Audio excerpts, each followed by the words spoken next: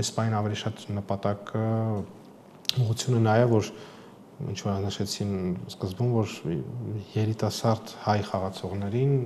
օգնենք տեղափոխել Եվրոպա։ Ես եթե ցանկանամ, կարող հենց վաղը ցանկացած ֆուտբոլիստի շահերը պաշտպանել եւ որպես գործակալ աշխատել։ Ես ունեմ խաղացող օրինակ հիմա Հայաստանի Հանրապետությունում, որը որ ունի ինձ հետ գործակալական պայմանագիր, այլ գործակալություն իրան համուզել է, ասենց ասած, ու ազգությամբ հայ չի խաղացողը, բայց էլ մնացածը չասեմ, համուզել է, որ իրենց հետ ինքը աշխատի։ Գործակալը պետք է կարողանար դուրս գալ թիմի նախագահի հետ խոսել եւ այսպես էր հարցերը լուծվում։ Հիմա ինչ որ փոփոխություն կա։ Ֆինական թիմեր ունենք, Նորվեգիայից ունենք, Սլովակիայից ունենք, Մակեդոնիայից ունենք։ Իսկ հայ ֆուտբոլիստները պաշտպանված են օրենքի առաջ։ Հակառակ կարծիքն է ստեղծվում, որ FIFA-ն ուզում է դա մոնոպոլիա է բերել, հա, որ միայն իր ոնց որ ենթակայության տակ։ FIFA-ն ուզում է մոնոպոլիայի բերել։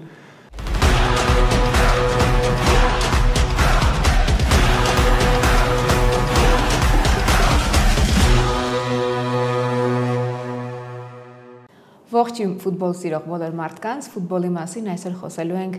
ֆուտբոլային գործակալ FIFA-ի միակ չէ, հայ լիցենզավորված կամ միակներից մեկը լիցենզավորված հայ գործակալ Հրաչ Ղամբարյանի հետ։ Հրաչ, ողջույն։ Ողջույն։ Շնորհակալություն հրավերս ընդունելու համար։ Գիտես, ֆուտբոլային այս աշխարհում հիմնականում լրագրության մեջ խոսել լինում է մարզիչների, ֆուտբոլիստների եւ թիմերի ղեկավարների հետ, եւ քանի որ ֆուտբոլային աշխարհը շատ փոքր է, այս նույն կլորակի մեջ պատտվում ենք, Հայաստանում զարգացած չի այդ գործակալ ինստիտուտը, պատկերացում չկա ընդհանրապես այդ աշխարհի մասին, ինձ հետաքրքիր կլինել մի քիչ խոսենք, քանի որ դու այդ ոլորտում արդեն հաջողակ ես եւ ստեղծել ես քո HG, քո անվան ապավումով Partners ընկերությունը, որը զբաղվում է ֆուտբոլիստներին ծառայություններ մատուցելով, տրանսֆերներով եւ նաեւ շատ այլ ուրիշ այսպես փաթեթներ ունեք։ Արի սկսենք նրանից, թե ինչպես որոշեցիր այնուամենայնիվ ֆուտբոլի ֆեդերացիայի աշխատակից լինելով թողնել գործը եւ զբաղվել այս բարդ աշխատանքով։ Իրականում բարդ աշխատանք է, բայց քանի որ երկար տարիներ եղել էի ֆեդերացիայում որպես մեր հավաքականի մենեջեր, իրականում շատ անսպասելի եղավ որոշումը, բայց ֆուտբոլում մնալու որոշումը միանշանակ էր, պետք է շարունակեի sense tennis ֆուտբոլում մնալ ու ֆուտբոլից դուրս չեմ էլ տեսնում ինձ, հետագայում էլ միշտ էլ, այսինքն Եվ այդ 21 թվականի ամառն ենք սկսել գործունեությունը, այսինքն կազմակերպությունը հիմնադրել, դեռ այդ ժամանակ, ասած FIFA-ն չէր պարտադրում լիցենզավորված գործակալ լինելը, նախկինում եղել էր այդպիսի գործակալ, մինչև 2008 թվականը կար նույն FIFA-ն ուներ նույն այդպիսի լիցենզավորված գործակալներ, բայց հետո ինչ որ այդ տարիներին ինչ որ բարձր թվակի վիճակ էր եղել Եվ այդ ժամանակ հիմնադրեցի կազմակերպությունը Լեհաստանում եւ Հայաստանում երկու ոնց որ մասնաճյուղերով այդ ժամանակ ստացել եմ Լեհաստանի ֆուտբոլի ֆեդերացիայի կողմից միջնորդի լիցենզիա, ինքը այդպես էր էլի կոչվում եւ հետո 2022-ի ձմեռը FIFA-ն նոր կանոնակարգ օրենք ընդունեց, որով արդեն պարտադրում էր պետք է անցկացնել լիցենզավորման քննություններ FIFA-ի գործակալն եւ հանձնեցի քննությունները հաջող ստացա լիցենզիան եւ սկսեցինք ճիշտ է իրականում ինքը եւ բարդ է, բայց նաեւ հաճելի է, քանի որ եթե սիրում ես աշխատանքդ ֆուտբոլում հատկապես չգիտեմ, ամեն օրյա շփումը թե ֆուտբոլիստների հետ, թե ամեն կապը նաև ճիշտ է սկզբում սկսել ենք նպատակը ուրիշ էր ավելի շատ ինչ որ արտերկրից խաղացողներ դեպի Հայաստանի առաջնություն բերել, sense արտասահմանցի ֆուտբոլիստներ, բայց հիմա դա նույնպես հիմա էլի այդ հարցով ոնց որ զբաղվում ենք, բայց ավելի շատ հիմա կենտրոնանում ենք Հայաստանից ավելի երիտասարդ ֆուտբոլիստներին դեպի Եվրոպա տանելուն, որը որ այդքան էլ հեշտ չի մի քանի sense ֆակտորներ հաշվի առնելով, մեկը կարելի ասել անձնագրի հարցն է, ամենամեծ խնդիրներից մեկը, որովհետև եվրոպական ակումբները, եթե տեսնում են ինչ-որ համարժեք որակներով խաղացող կա, երկու խաղացող, մեկը ոչ եվրոպական միության անձնագիր ունեցող եւ մեկն նախապատվությունը տալիս են եվրոպական միության անձնագիր ունեցողին, այսինքն պետքա հայ խաղացող այնքան, ՀՀ քաղաքացի խաղացող այնքան ուժեղ լինի, իր որակներով ավելի բարձր լինի, որ իրանց համար ավելորդ ոնց որ գլխացավանք դա լինի թղթաբանություն եւ ամեն ինչը որոշեն անեն, որպեսզի վերցնեն հային։ Այդ է հիմնական ոնց որ դժվարություններից, բայց քիչ-քիչ ոնց որ ասած իրենց ուշադրությունը սևեռում ենք դեպի մեր առաջնություն, որ մեր երիտասարդներին ուշադրություն դարձնեն հայ ֆուտբոլիստներին ամենից հեշտը որ առաջնությունում է հայտնվել այսօրվա իրականության մեջ իթա Ռուսաստանը համարենք Ռուսաստանը համարենք դժվարացավ, բայց Ուկրաինան ժամանակին Ղազախստանն էր ամենահեշտերից մեկը, բայց Ղազախստանն է, քանի որ իրանք այն ժամանակ ունեին լիմիտ արտերկրի խաղացողների, իսկ հիմա լիմիտը չունեն։ Այդ առումով իրանք նաև ուրիշ ազգի խաղացողներ են շատ տանում։ Հիմնականում եվրոպական Իմ կարծիքով կենտրոնական Եվրոպան ավելի հարմար է, sense թե հենց մեր խաղացողների համար, նաև որպես այդ տրամպլին sense ասած ավելի ճիշտ քայլ է, որովհետև եվրոպական ավելի top առաջնությունները հաստատ մեր առաջնությանը տենց ինչ որ մեծ ուշադրություն չեն դարձնում։ Իրանք նայում են կենտրոնական Եվրոպայի հիմնույն Լեհաստան, Սլովակիա, Սլովենիա, Չեխիա, չգիտեմ, բոլոր այդ առաջնություններին են կենտրոնական Եվրոպայի նայում, իսկ Հայաստանից այդ ոնց որ առաջի քայլը կատարել դեպի կենտրոնական Եվրոպայի տվյալ օրինակ այդ երկրներից մեկի առաջնություն ավելի հեշտ է եւ այդտեղից էլ արդեն ավելի այնտեղ իր մենով արդյունքներից ավելի հեշտ է նաև որ top առաջնություններից ուշադրություն կդարձնեն, էլի մենք այդպիսի փորձ, մեր կողմից գործարկարված չէ, բայց նախկինում շատ կան էլի դեպքեր նույն թեկուզ նույն օրինակ ավելի շուտ նույն թեկուզ Մխիթարյանի քայլը, որը որ չկատարեց միանգամից ինչ որ top առաջնություն չէ, ու այդ top առաջնությունը համեմատած մերի Ուկրաինայի առաջնություն եւ քայլերը ճիշտ են կամ նույն Վահան Բիչախչյանի քայլերը, որը որ կատարեց Ժիլինա, որը որ էլի համարում էր լավ ակումբ կենտրոնական Եվրոպայի եւ հետո նոր այնտեղից Լեհաստան եւ Աստվածան ավելի առաջ, նոմար իմ կարծիքով այդ ուղղությունն են ընտրել, այդ ճանապարհին քարտեզից ասած, որ տեղափոխություն անենք դեպի ավելի շատ կենտրոնական Եվրոպա։ Քո պրակտիկայի մեջ քանի հայ ֆուտբոլիստ է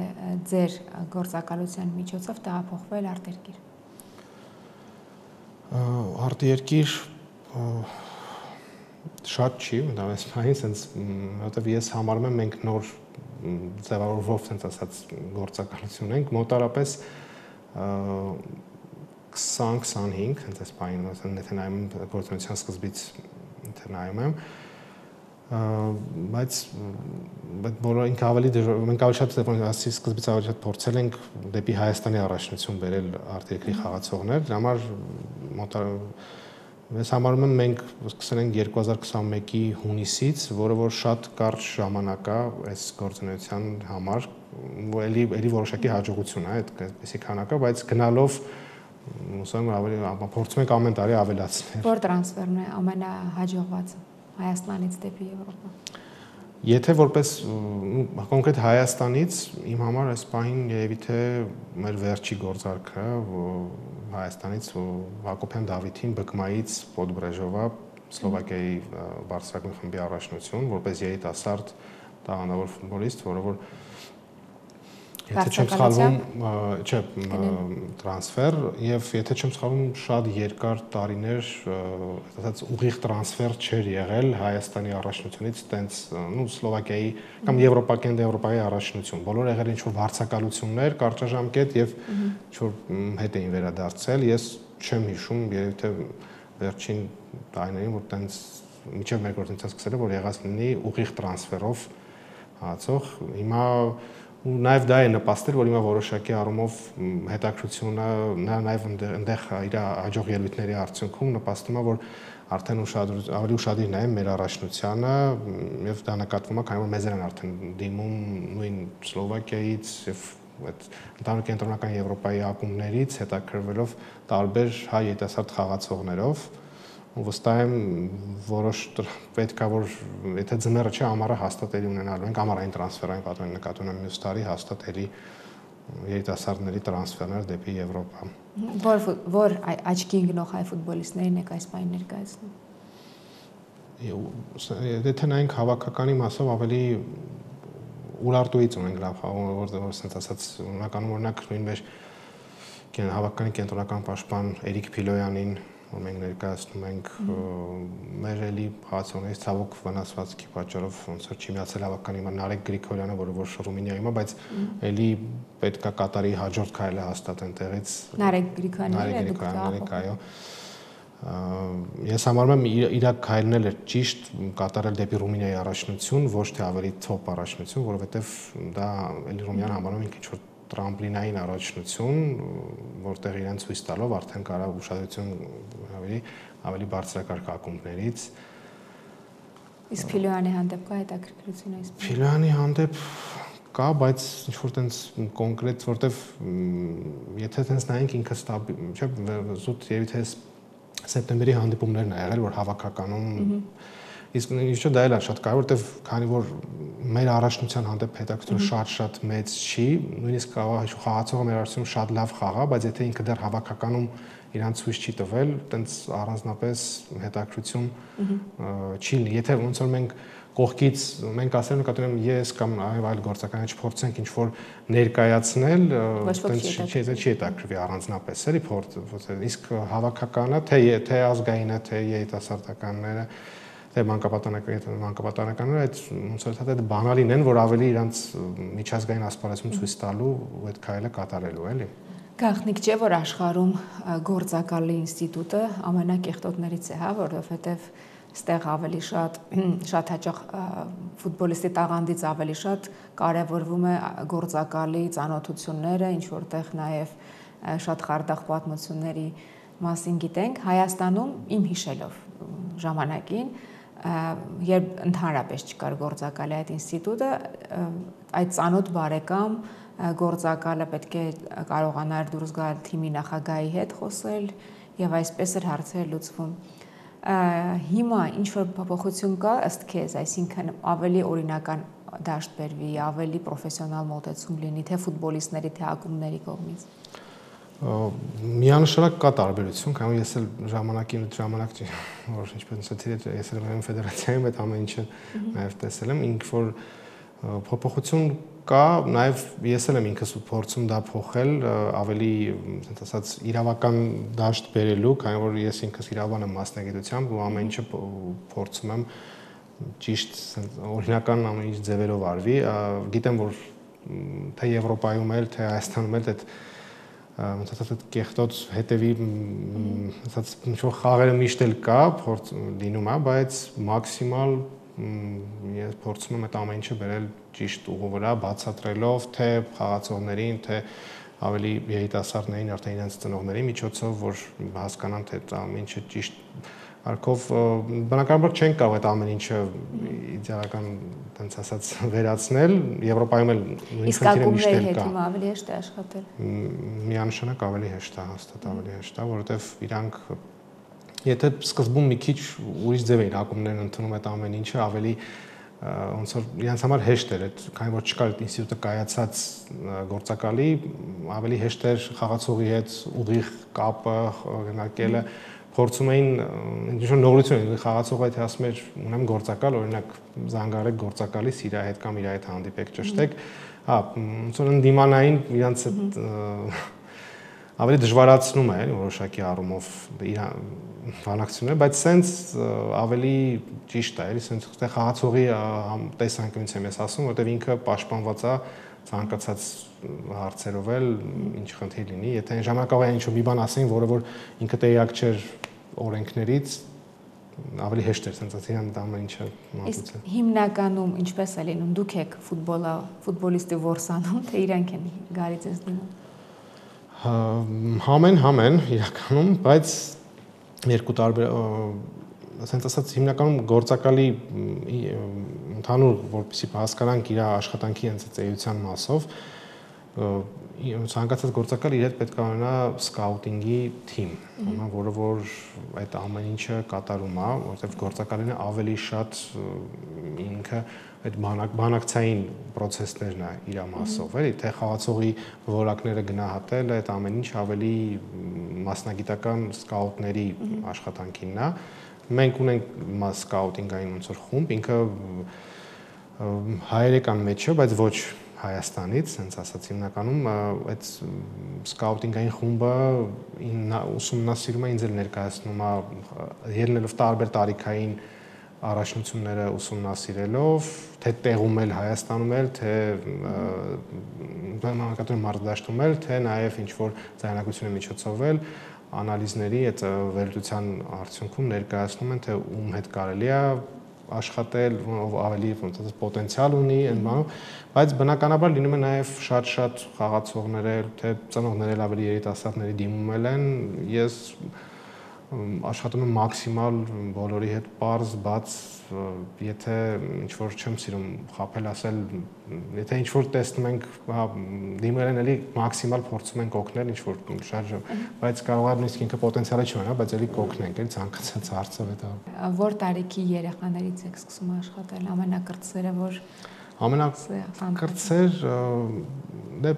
15-14-ից էլ, եթե 14-15 տարեկան, բայց այդ տարիքում ես գտնում եմ, որ իմաստ չունի ինչ-որ պայմանագիր կնքել,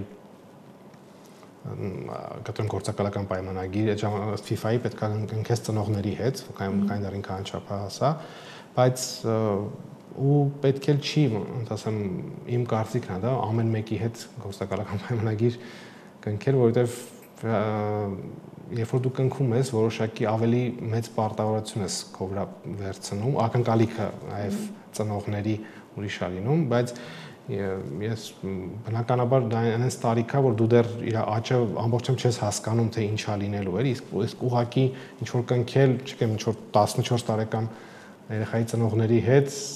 մի 2 տարի հետո, որտեղ FIFA-ի կանոնակարգի պայմանագրերը անժամկետ չեն, այնտեղ ինքը դու պետք է թարմացնես մի քանի տարի մեկ պայմանագրերը, պրոստը կնքել ինչ որ 14 տարեկան երեխայի հետ մինչև 17 տարեկան, օրինակ, եւ ինչ որ մի բան չանել, կամ ավելի դժվար է այդ տարիքում, բնականաբար Հայաստանից դուրս չես կարող իրան տեղափոխես, հաստատ մի քիչ անիմաստ է իմ կարծիքով։ Էլի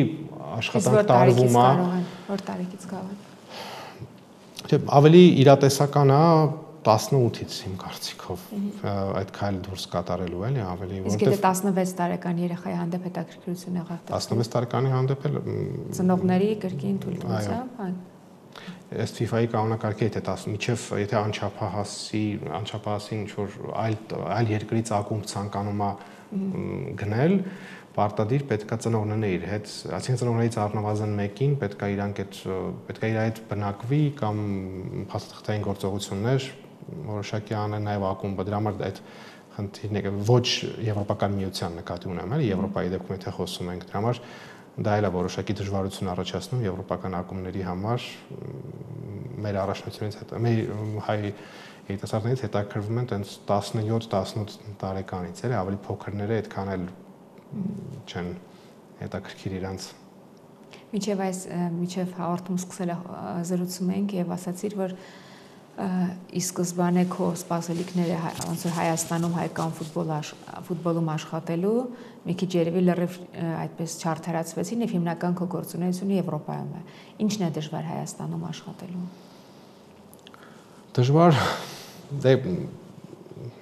Դժվար ավելի շատ կարելի ասել երևի թե այդ ոնց ավելի ինչ-որ այնց կուլիսային խաղերը իրար հետևից, չգիտեմ, կարող է մեր որոշակի մեր մենտալիտետի կամ բանի մեջ էլ իրար հետևից ինչ-որ փնովելը, այնց շատ այնց տարբեր հարցեր է, էլի, որը որ Եվրոպայում կա, բայց այդ կարգի չի հաստատ, էլի, ավելի Դե փնովելը միշտ կա, բայց որքանով է դա խանգարում գործունեությանը։ Հա, փնով, չէ, գործունեության նաև կոմունիկացիայի մասով ակումբների ֆուտբոլիստների հետ էլի, որտեվ շատ դժվար են ընդունում, որտեվ հաշվելով նաև այն, որ ինձ թվում է, որտեվ մտածելով, որ դիմացինը հայ է, ավելի ուրիշ ուրիշ ձև են նայում, մտածում են կամ չի կարող, կամ չի կարողանա, չգիտեմ, եթե ինձ թվում մենակ այդ գործակալի գործում չի դա, էլի, նաև այլ բաներում, չէ՞, մենք ինչ-որ տենց ունենք ընդհանուր մենակ ֆուտբոլը օրինակը բերեմ, բայց նաև բաներում, ինչ-որ եթե տեսնում ենք ինքը արտ երկրից է կամ ինչ-որ այլ երկրի, սա ավելի ուրեմն լավն է, բայց կարող է իրականում զուտ արտ երկրից է ինքը, բայց ոչ որ ավելի լավն է, էլի։ Մենք մտածելակերպով շատ նման ենք վրացիների հետ, երբ իրանց մոտ էլ այդ նույն խնդիրները պետք է լինեն, բայց վերջերս անընդհատ խոսվում է, թե այս պահին քանի վրացի պատանի երիտասարդ եւ ել չասած ազգային հավաքականի ֆուտբոլիստներ հնարավորություն ստացան խաղալու Եվրոպայում։ Ինչն է այս պահին մեր մոտ պակաս, որ այդքան մեծ է տարբերությունը։ Տարբերությունը նախ եթե չեմ սխալվում, հիմա էլ է տենց, իրանց նախ անձնագրի մասով մի որպես տարբերություն, որ իրանք ոնց որ Եվրոպական միության անձնագրի նույն մակարդակի են համարում, այսինքն ակումբը ինչ որ թղթաբանության առանձնապես բան չի, իր համար տարբերություն չկա Վրաստանի քաղաքացու կվերցնի, թե այսինքն վրացին լեգիոներ չի համարվում Ռումինիայում։ Շատ, տարբեր սպეციფიკա տարբեր երկրներ տարբեր են, բայց հիմնականում sense որ ասենք մի կետը կարամ դա նշել։ Երկրորդը կարամ նշեմ, որ վրացական ընդհանուր ֆուտբոլում իրենց ակումբներն են, իրանք ավելի բաց են, ավելի երիտասարդները, որ շուտ դուրս գնան, էլի մեր ակումբները մի քիչ այդ տարիքում դե ինչ որ չեմ ուզում մեղադրեմ, ամեն ակումբ իր ինչ-որ նպատակն ունի, սեփականատերերը ամեն ինչ իրանք չեմ կարող ասել, բայց եթե ինչ-որ երիտասարդ խաղացողի առաջարկ ես բերում, իրանք ինչ-որ ավելի մեծ ակնկալիքներով գումարներ են սկսում նշել, բայց վրացական ֆուտբոլում, ինչքան որ ես էլ շփվում եմ թե իմ ընկերների հետ, թե շատերի հետ այնտեղ, իրանք բաց են, իրանք ընդհանուր մի գաղափար ունեն, մի նպատակ ունեն, թե նույնիսկ ակումբներն էլ ամբողջ բոլորն իրար հետ, որ ինչքան հնարավոր է շատ երիտասարդ վրացիներ գնան դուրս խաղալու։ Ստատիստիկա կա, որքանն է, քանի տոկոսն է հաջողվում այդ տրանսֆերների։ Որովհետև հիշում եմ ժամանակին մեզ մոտ եկար այդ Ուկրաինա, այդ տրանզիտը, բայց ոչ իհարկե բոլորին էր հաջողվում։ Դե ճիշտ ասած չէ, տենց այդ մասով այդքան է ստատիստիկա վայրում, բայց շատ կա իրանց բարագայում, այսինքն ոչ թե ես ասում եմ ինչ որ սխալ չեն կանեն, որ մտածեն ինչ որ մեր ակումբներին սուփնում այդ մասով, զուտ իրանք սխեման այնպես են իրանց մոտ դասավորել, իրանք նախընտրում են ավելի լավ ինչ որ փոքր գումար հիմա վաստակեն, բայց մեծ տոկոս նշեն հետագա վերավաճառքից խաղացողի։ Ինչպես Մխիթարյանով մինչև հիմա Ֆյունիկ աշխատում։ Ինչ որ ավելի խելամիտ ձևով էլի, այսինքն ինչ որ եթե այդ պահին իմ կարծիքով եթե եվրոպական նորմալ առաջնության ակումբ նկատի ունեմ կենտրոնական Եվրոպայից լինի թե որտեղի հետաքրված է ցանկացած, չգիտեմ, 17-18 տարեկան հայցատով պետքա առանց մտածելու մաքսիմալ շուտ ինքը այդ քայլը կատարի, տեղափոխվի, ու մեր ակումբներն մի քիչ այդ առումով ոնց որ ոնց ասեմ, ավելի ճկուն լինեն, ավելի նախընտրեն հիմա ինչ որ որոշակի ավելի փոքր գումար ստանալ, բայց իրանց համար ավելի մեծ տոկոս ունենալ հետագա վաճառքում, քան չէ որ իրանց համար իրանց անունն է, իրանց պատիվն է հետագայում այդ խաղացողը, որ ավելի բարձր ակումբ գնաց։ Չեմ ասում բոլորը, կան ակումբներ եւ շատ ավելի տենց են, հիմա ինչ որ անուններ չասեմ, բայց ընդհանուր Իսկ ուսումնասիրել ես օրինակ մեր մյուս հարևան Ադրբեջանում ինչպես է, նրանց մոտ երևի իմպորտը ավելի ուժեղ է, քանի որ իհարկե ակումբները մեծ բյուջե ունեն, որպեսզի ուժեղ լեգիոներներ բերեն, բայց դրսի վրա աշխատելու ինչպես։ Տենց ճիշտ ասած մանրամասը չեմ ուսումնասիրել, բայց ինչքաների նայելով կողքից բան, բայց տենց շատ շարժ չկա, ոնց որ Վրաստանի բարագայում է իրանց մոտ։ Գուցե նաև կարող ինչ-որ մենտալիտետի կամ բանի հետ է կապ ունի, որովհետև իրանց ակումբները իշխանքների բարձր աշխատավարձներ են վճարում ու համատարած մեծ մասը բարձր աշխատավարձներ են վճարում, նույնիսկ ինչ-որ իրանց երիտասարդները ինչքան նախընտրում են մնան այնտեղ խաղան բարձր աշխատավարձով, կանց թե տեղափոխվեն, ինչը օրինակ նույն մի պահ նույն Ռուսաստանում էր մի պահ միջև այս իրավիճակը որ կար, իրանք էլ նույնիսկ եվրոպական շատ թոփ ակումբներից առաջարկներ էին ստանում, բայց քանի որ Ռուսաստանի պրեմիեր լիգայում էլ բարձր աշխատավարձներ նախընտրում էին մնալ Ռուսաստանի առաջնությունում։ Եթե երիտասարդ տղան, ով սիրում է ֆուտբոլ կամ նախկինում զբաղվել է ֆուտբոլով, չի ցանկանում դառնալ մարզիչ, բայց ուզում է ֆուտբոլային աշխարհում մնալ եւ ուզում է դառնալ գործակալ, ինչ քայլեր պետք է անի, որտեղ պետք է սովորի, ինչ հմտություններ պետք է ունենա, որ կարողանա։ Սովորելու առումով ինքը կոնկրետ սովորելու կարելի ասել այս պահին այնտեղ ինչ որ կոնկրետ տեղ չկա մասնագիտական, բայց կան բազմաթիվ սպորտային մենեջմենտի ուղղվածությամբ համալսարաններ, կուրսեր Եվրոպայում են հիմնականում, ստեղ դեռ չկա բնականաբար։ Սկսի այդտեղից ու նաև փորձից աշխատել թեկուզ նույն ակումբում կամ ֆեդերացիայում աշխատանքը հաստատ իր օգուտը տալիս է այդ ամեն ինչում, որովհետև դու այդ էլեմենտար ինչ որ արդեն եթե ինչպես ասեցի ինքը նախկին ֆուտբոլիստ է կամ չի կարողանում շարունակել ֆուտբոլը, որոշակի թեկուզ էլեմենտար այդ մենեջմենտի, սպորտային մենեջմենտի գիտելիքներ ունենալու համար նախընտրելի է որոշակի ժամանակ աշխատի կամ ֆուտբոլային ակումբում կամ ֆեդերացիայում ինչ ոչ որոշակի կամ ակադեմիաներում տենց են ընդհանուր եւ հմտություններ բանակցային ամենակարևորը դա է որոշակի փուլ կա ամենակարևորը դա է եւ հայերենով չգիտեմ ինչ դրվում եմ ասեմ ասում են նյուխ է ոնց իրա որ հայերը որ տեսնի այդ խաղացողի մեջ իրա որովհետև դա շատ ժամանակ կարող ավելի կարևոր լինի քան թե ինչ-որ քո ստացած գիտելիքները էլի որ բայց տաղանդավոր այսպես ֆուտբոլիստների շուրջ միշտ այսպես գիշատիչ թռչունները թռչում են բայց այլ հասցնել այդ ֆուտբոլիստին դեպի այդ ակումբներ քեզ համար ով է օրինակ այսպես օրինակելի գործակալի այսպես կերպար օրինակելի գործակալի կերպար երևի թե եղել է Ռայոլան, որտեղ իր բանակցային տեսանկյունից նկատի ունեմ թե ավելի ագրեսիվ, ավելի sense ասած, որտեղ ինքն այնց աշխատանքը դու պետք է համադրես թե ագրեսիվությունը, sense ասած, բայց նաև այդ չափն էլ չանցնես ակումբների այդ հարաբերություններում, այդ բանակցություններում, թե այդ տեսանկյունից եւ թե Ռայոլան իսկ ավելի կան հիմա մեծ գործակալություն, նույնիսկ գործակալություն արդեն sense ասած ոնց որ սինդիկատներ լինեն շատ մեծ մոտարապես ասենք մի գործակալության մեջ մոտ 50-60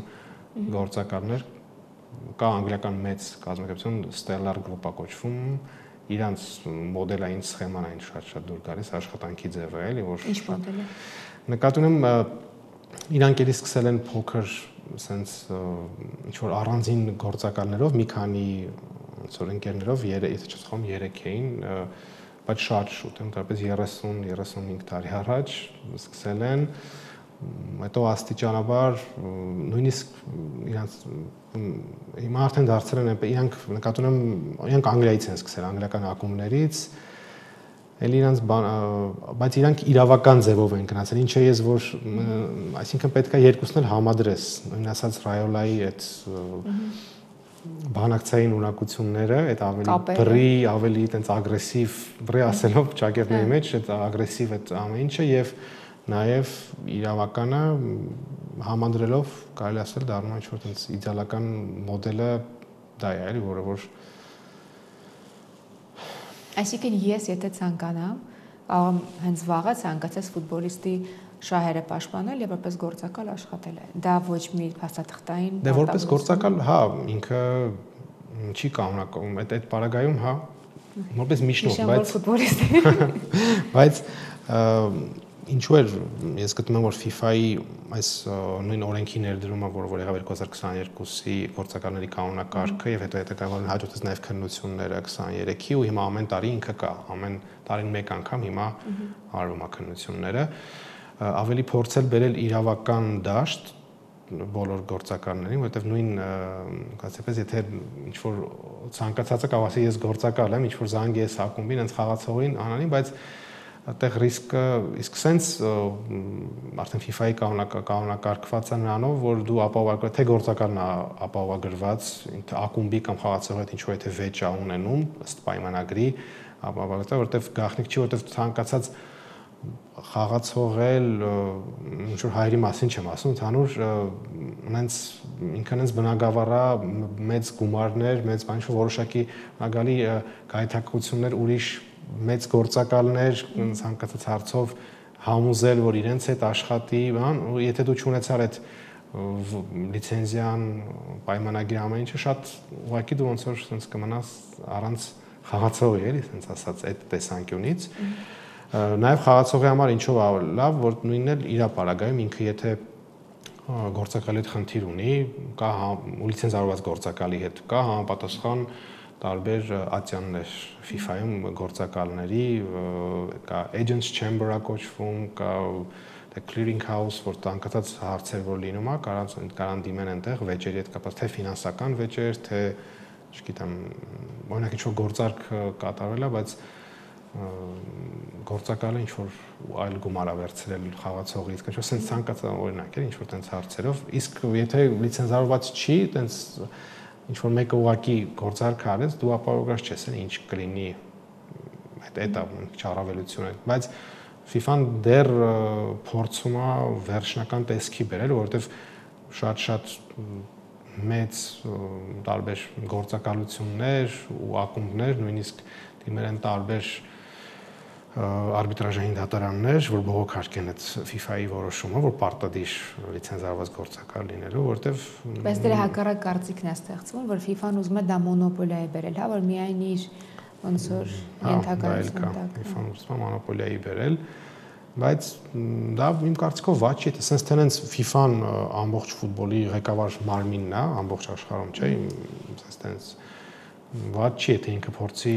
այնպես է FIFA-ն այնպեսի մաքուր անուն ունի եւ այո պատմությունների մեջ չկա, իսկ հայ ֆուտբոլիստները պաշտպանված են օրենքի առաջ, այսինքն կա ինչ որ կառույցներ կամ ասենք օրենքներ, որոնք հենց ֆուտբոլիստներին կարող են Այս ճիշտ ասած այդ մասով չէ, ես գիտեմ որ FIFA-ն որոշում են ընդունել, որ ընթացքում է հիմա, եթե չեմ սխալվում, որովհետև ցանկացած ֆեդերացիաներում պետք է ներդրվի համապատասխան մարմին, այդ արտոնագրված գործակալների եւ այդ խաղացողների ոնց որ փոխհարաբերությունների, չէ՞ այդ մասով որոշակի ինչ որ ատյաներ պետք է ներդրվեն չեմ կարող ասել մեր ֆեդերացիայում ինչ վիճակով չեմ հետևել այդ մասով ինչ իրավիճակա, բայց ընթացքում հաստատ որոշակի շարժ կա ու փոփոխություն լինելու է, ես այդ մասով։ Եթե Եվրոպայում մենք պատկերացնում ենք ինչպես է հա լինում մոտավորապես այդ գործընթացը, օրինակ Հայաստանում եթե որևէ ֆուտբոլիստ ունի գործակալ, բայց այլ գործակալ նրա համար ինչ որ հարմար պայմանագիր է գտնում, հետաքրքրություն ակումբից եւ գալիս է նրան առաջարկ անում։ Ինչպես է կարգավորվում դա։ Եթե առաջարկ ունի, ստե նաև մի քիչ խաղացողի բարեխ, եթե լիցենզված գործակալի հետ է պայմանագիրը, խաղացողն ասում է դիմիր իմ գործակալին իրար հետ համատեղ գործարքը անել, դա ընդունված պրակտիկա է, Եվրոպայում էլ է ընդունված պրակտիկա, ստե ճիշտ է մեր ստեղի իրականության մեջ շատ ժամանակ ինչ որ փորձում են խաղացողին համոզել, որ չէ, արի դու ոնց որ ասած իր հետ քո հարցերը լուծի, մենք քեզ լուծի որ նա խզի պայմանագիրը, թե այդ պայմանագիրը ուժ չի ունենում։ Չէ, խզի օրինակ է, ինչ որ sense բանով, բայց Եվրոպայում կա բնականաբար դա էլի տենց ինչ որ տես տակից sense ասած բաները, բայց ես իմ օրինակով կարող եմ, ես իմ խաղացողների հետ, մեր հետ աշխատում աշխատող խաղացողների հետ, բոլորը գիտեմ մենք մաքսիմալ թափանցիկ, པարզ իրար հետ, նույնիսկ եթե խաղացողը ինչ որ մեկը դիմում է, ինքն ասում է կապնվեք ինձ հետ խոսալու, հաստատ իրար հետ քննարկում ենք, թե ինչ տարբերակ է, ընդունել թե չի, ինչ որ կապ չունի այդ գործակալը, նույնիսկ լիցենզավորված է, եթե չի, բայց տարբերակ ունի, հաստատ իրար հետ ինչ որ լուծում, եթե ընդունելի տարբերակ է խաղացողի համար, ֆուտբոլիստի համար, հաստատ լուծում կգտնենք։ Ուրիշ բան, որ FIFA-ն արգելում է այդ պարագայում ըստ իր կանոնակարգի առանց գործակալին տեղյակ պահելու, ոնց որ կապնվել խաղացողի հետ, անգլերեն ասած կոչվում է illegal approach, ոնց որ ինքը ու դու որպես լիցենզավորված գործակալ, եթե այդպես բան լինում է կամ ինչ որ փորձում են խաղացողին համոզել կամ անեք, եթե փաստեր ունենաս, կարող ես դիմել FIFA, ու տվյալ եթե դիմացին լիցենզավորված է, հաստատ կենթարկվի որոշակի սանկցիաների։ Այդ է նաև առավելություն։ Հա, եթե լիցենզավորված չի, բան չես կարող անես, բայց այդ էլ է առավելություն, որ ու նաև լիցենզավորված գործակալի հետ աշխատելու առավելությունը դա է, որ ավելի զգաստ են մյուս ակումբներ, թե խաղացողներ իրենց բանակցությունների ամեն ինչ գիտեն ոնց որ հետևում FIFA-ն, այսպես ասած, պաշտպանված է գործակալը նաև այդ առումով։ Ես հիշում եմ 5 տարի առաջ Հայաստանում դեպք էր եղել, երբ ազգային հավաքականի ֆուտբոլիստին առաջարկ էր եղել դրսի ակումբից եւ այդ առաջարկը այսպես երկար բանակցային փուլի մեջ էր։ Հետո այդ ֆուտբոլիստը գործակալի հետ պայմանագիր կնքեց, բայց ոնց որ գործակալը կեսից եկավ, հա, եւ բավական այդպես սկանդալային վիճակ էր, ակումբը չէր ուզում, որպեսզի գործակալն էլ իր տոկոս ունենա, գործակալն էլ հակառակ այսպես պնդումներն ուներ իր ճշտի մեջ։ Արդեն չեմ հիշում ինչպես ավարտվեց այդ պատմությունը, բայց նման դեպքերում Հայաստանում ինչպես է, որ դատարանն է, որ մարմինն է կանոնակարգում ամեն ինչ։ Այդ խաղացողի ու գործակալ, չէ, ասենց այս պարագայում, եթե գործակալն տարբերվող է, եթե խաղացողը լիցենզավորված գործակալ է, ինքը ենթարկվում է ոչ թե դատարանով է դա կարգավորվում իրանը, այլ FIFA-ն ունի համապատասխան ատյան, պետք է դու FIFA-ով դիմես, այսինքն քաղաքացիական դատարանները այդ պարագայում ինչ որ դեր չունեն, այսինքն դու չես կարող զուտ դատարան դիմել, այդ հատատանը մերժելու է քեզ sense, որտեվ իրան այս պարագայում գործակալը երևի չէ պետք է իր գործակալը հա գործակալը պետք է պահանջի, բայց ինքը դատարանով դա չի պահանջում, դա FIFA-ի համապատասխան մարմիններ կան։ FIFA-ն միշտ ընդառաջում է գործակալը։ Եթե լիցենզավորված ես ու լիցենզավորված չէ։ Չէ, լիցենզավորված չի, ընդհանրապես պաշտպանված չի այդ պարագայում։ Ոչ, այնտեղ ասում, ինքը ոչ մի բան չի կարող։ Այսինքն ինքը հանգիստ կարող է գործակալ, բայց ակումբն ու ֆուտբոլիստը մեր հայրենիքից գցեն։ Հա, անունով գտա, որովհետև ես դա համարում եմ կարելի ասել գործակալ չեմ համոկալ, միջնորդ կարանք համարենք դա, էլի, որտեղ ավելի ճիշտ դա գործակալ չի, եթե դու լիցենզավորված չես, դու միջնորդ ես զուտ, ինչ որ ու պաշտպանված չես այդ տեսանկյունից։ Մի քիչ ոչ հայերեն բառ կլինի, բայց այդ բառն ենք շատ օգտագործում, գցել, այսինքն շատ հեշտ է Հայաստանում գործակալների այդ առումով, եթե լիցենզավորված չես, շատ հեշտ է։ Ես օրինակ նույն խաղացողներին էլ ինչ որ տենց համոզելու բանի հետ կապված, ինչ որ առանց անուն տալու կամ ոչ ակումբը ոչ ֆուտբոլիստը ասելու, ես ունեմ խաղացող օրինակ հիմա Հայաստանի Հանրապետությունում, որը որ ունի ինձ հետ գործակալական պայմանագիր, այլ գործակալություն իրան համոզել է, ասենց ասած, ու ազգությամբ հայ չի խաղացողը, բայց էլ մնացածը չասեմ, համոզելը, որ իրենց հետ ինքը աշխատի առանց ինձ տեղեկացնելու կամ անելու, ես էլ բնականաբար այդ ամեն ինչը փաստերով կա, FIFA-ում նույնիսկ նամակագրություններն է փաստ համարվում, չգիտեմ, ցանկացած նույնիսկ WhatsApp-ի սկրինշոթեր կամ բոլորը ամեն ինչը համարվում է փաստեր, էլի FIFA-ում դու կարող ես համապատասխան տեղ կա դիմել, ներբեռնել այդ ամեն ինչը ուղարկել։ Հիմա դու դիմել ես։ Ես դիմել եմ, բայց ես դիմել եմ երկու, մեկ խաղացողի դեմ ես ոնց որ դիմում, մեկ դիմում ես այդ իրանք լիցենզավորված գործակալություն են արտի երկրից։ Իրանց դեմ, որ իրանց դեմ FIFA-ն գործ բացի, ասենց ասած, էլի, որ այդ մասով այդ իմաստ ինչ որ նշեցի այդ անգլերեն, ասենք այդ illegal approach ասած է, որը որ առանց ինձ տեղյակ պահելու շատ հավանական է, եթե իրանք ճիշտ ուղով գային, դիմեին ինձ, բնականաբար ոչ մեկ ոչ թե չէր անելու իրանց, էլի, որովհետև ես հասկանում եմ մի քիչ որոշակի երկրներ կա, մանավանդ ինչ որ ասիական կամ աֆրիկական երկրներում շատ մտածում են, եթե դիմեն գործակալին կամ գործակալի միջոցով հաստատ ինչ որ խնդրեմ կլինի, չի համաձայնվի ինքը իրանականին, բայց Եվրոպայում այդ մասով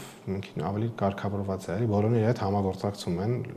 ոչ մի խնդիր չկա, էլի, նորմալ իրար հետ աշխատում են, էլի, կարող է ես առաջարկ այդ պահին չունեմ, մեկ այլ գործակալ ունի, ինքը վերում է իրար հետ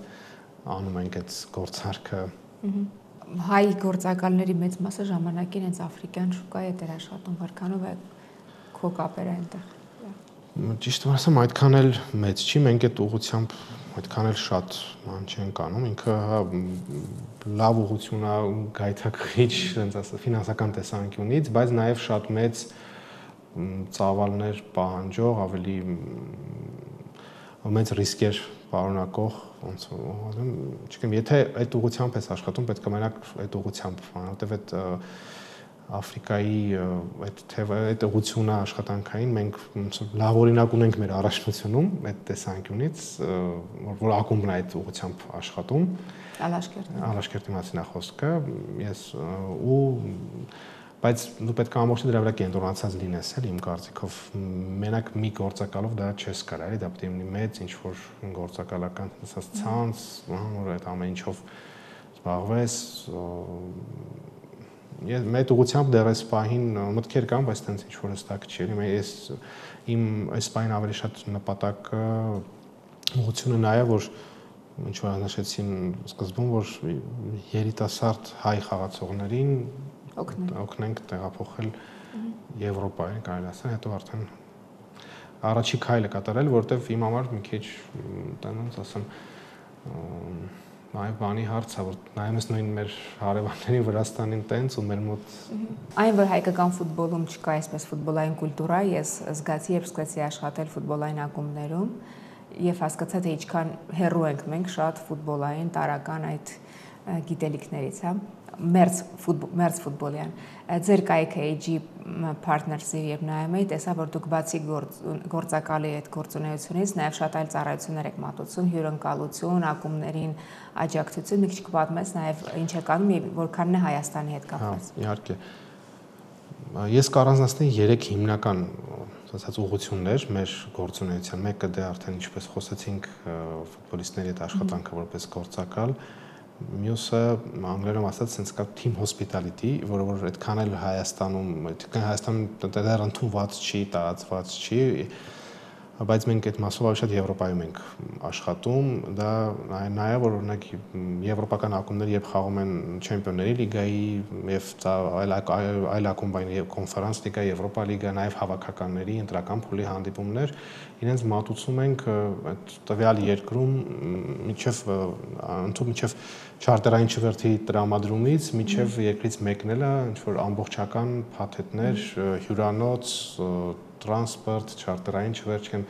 տեղում լինում են բազմաթիվ ակումբներ ունենում են նաև VIP հյուրեր, առանձին VIP հյուրերի համար առանձին ինչ որ միջոցառումների կազմակերպում հիմնականում Արևելյան Եվրոպայից են, ոնց որ հենց ասած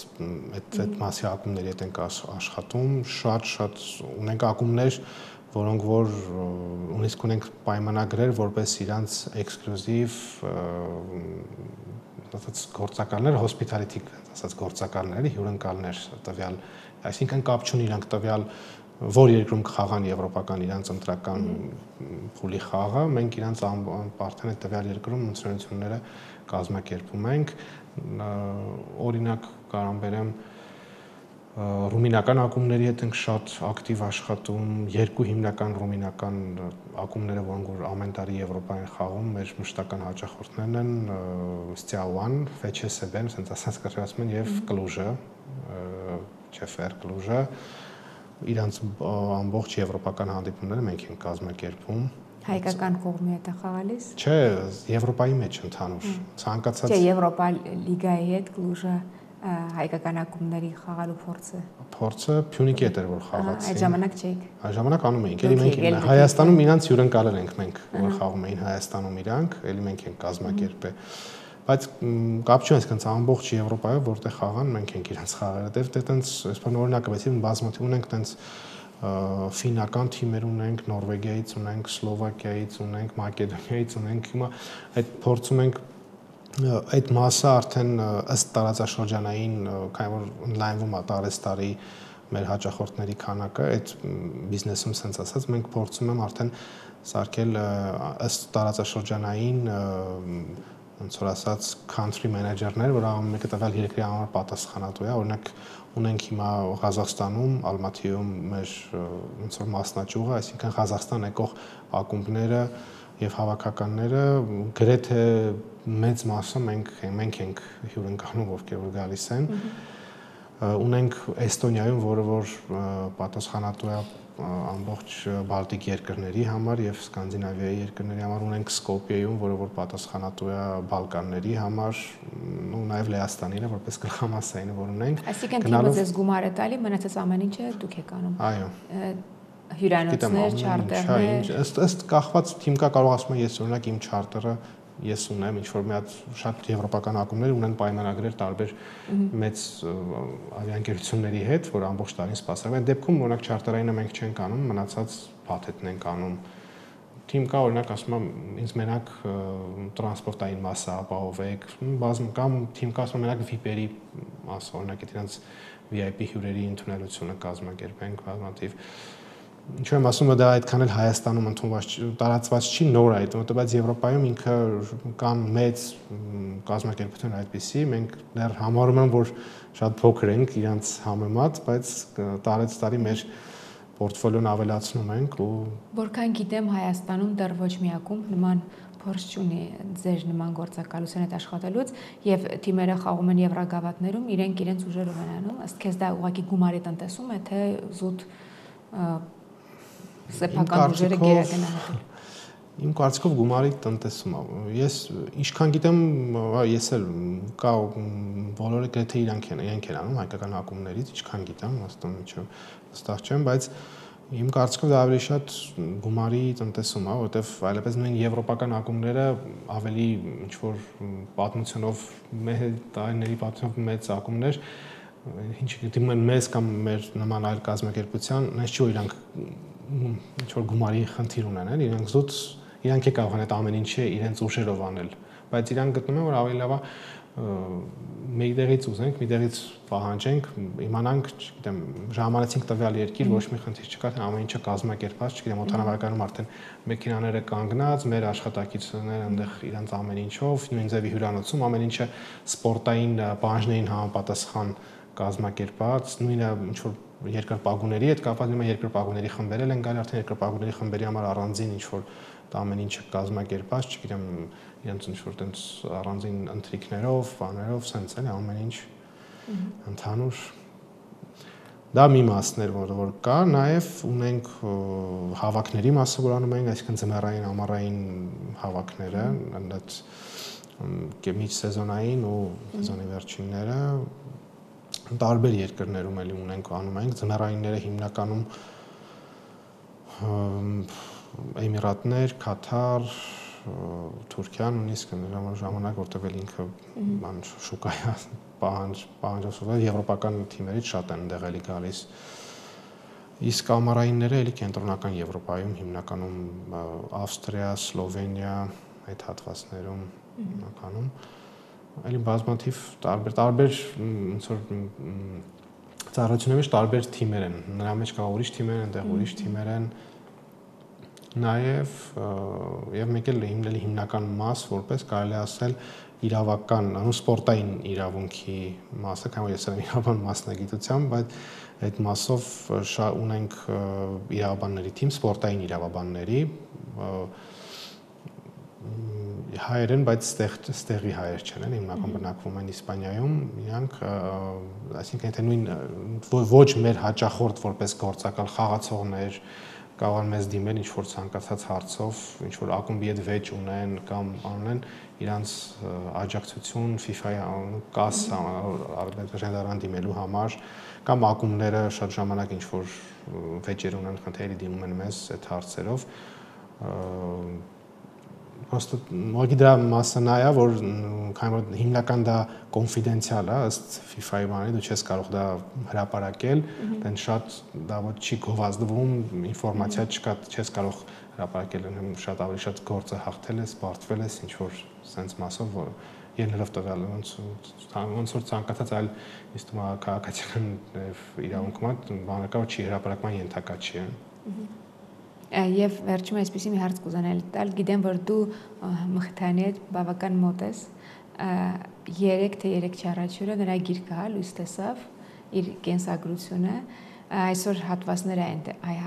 այնտեղից ընթերցում, երբ հավաքականի մասին այդ հատվածներ, ասաց, որ երբեք չի վերադառնա հավաքական, չնայած բոլոր այսպես մարզիչները, ովքեր հավաքականի հետ աշխատում են, երկրպագուները բոլորը այդ հույսն ունեն, որ նա իր կարիերան ամեն դեպքում այսպես հավաքականում այսպես չէր ավարտվի եւ գոնե մի քանի խաղ կգա։ Քանի որ նա շփում ես, ինչ ես կարծում, այս հույսը գոնե 5%-ով կարող է ապրել, թե նա արդեն ասել է իր խոսքը։ Դե չէ, ուզենա իր փոխարեն ինչ-որ բան ասել, բայց զուտ իմ կարծիքով չէ, եթե ինքը որոշում կայացրել է, ինձ համայց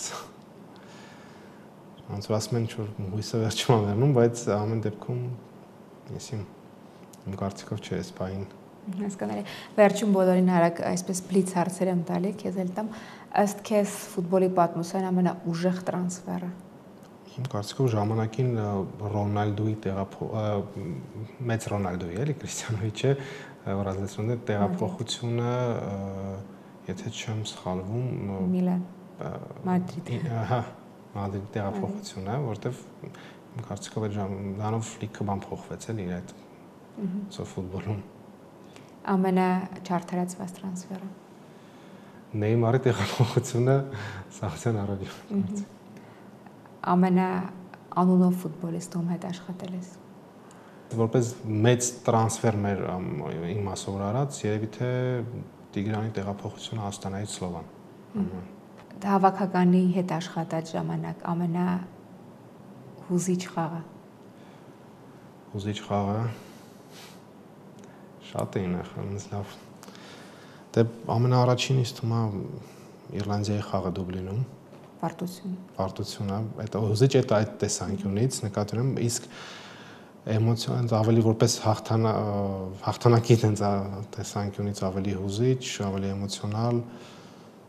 իմ համար Սլովակիայի 4-0։ Իդեպ Ֆաֆի Սերոժն էլ այդ նույն պատասխանը տվեց։ Ամենասիրած մարզիչը ով է քո։ Ամենասիրած մարզիչը Կարլո Անչելոտի։ Ակումբը Մադրիդը։ Յուվենտուս։ Իսկ պատմության լավագույն ֆուտբոլիստը։ Պատմության լավագույն սպეციფიკա, բայց իմ համար մի ֆուտբոլիստ, ես որ սիրել եմ ինչ որ մանկուց իրանել Դել Պիերո։ Դե եթե Յուվենտուս պետք է Դել Պիերո լիներ։ Քո գործերին մեծ հաջողություն եւ շատ լավ այսպես քեզ կլիենտներ եւ հաջողություններ։ Մերսի։